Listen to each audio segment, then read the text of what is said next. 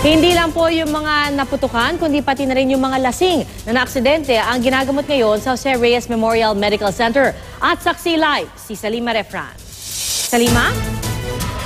Pia, bago yan, no, meron lang kapapasok lamang dito na isang pasyente. Meron na kaming isang biktima ng ligaw na bala dito nga sa Jose Reyes Memorial Medical Center.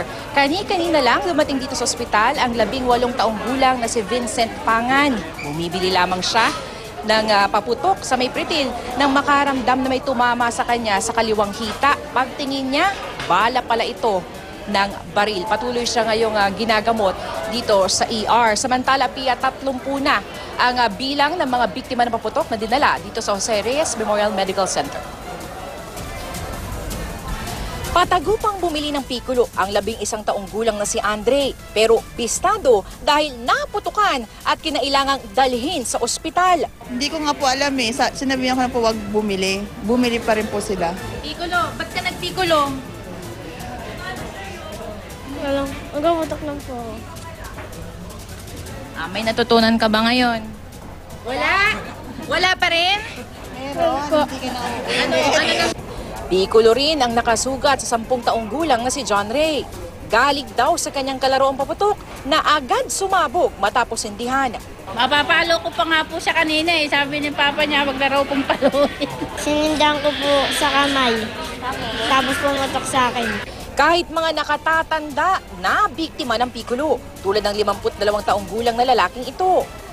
Sa mahigit 20 na biktima ng paputok sa JRRMMC, 17 ang naputukan ng Piccolo. Puro Piccolo, puro bata. So sana wala nang gumamit ng Piccolo at lahat ng Piccolo itapon nyo na sa tubig. Kaya dapat wag ibenta yung Piccolo, wag ito bilhin, wag ito ipanregalo kasi nakakapahamak talaga siya.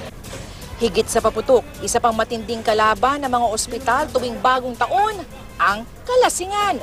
Tulad ng isang lalaki na tila nakipagpatintero raw sa isang jeepney. At nang akalain daw ng driver na huminto na ang lalaki, bigla raw tumalon ang lasing sa harap ng jeepney. Isa pang lalaking aakalain mong naputukan, pero naipit pala ang mga daliri sa motor. Hindi, naipit ko sa kanila. Naipit. Lasing ka ba? Hindi. Nakainom lang. Nakainom lang? Nabundol naman sa binondo ng isang nagmomotorsiklong lasing ang 8 taong gulang na si Rochelle Bitlagan. Pia, ulitin lang natin, nasa 30 na ang bilang ng mga naputukan na dinala dito sa Jose Reyes Memorial Medical Center magmula noong December 16. Mananatiling nakabantay ang ospital para nga sa anumang kaso na dadalhin dito ngayong magbabagong taon. At live na bumabati na ligtas na New Year sa inyong lahat. Ako si Salima Refran, ang inyong saksi.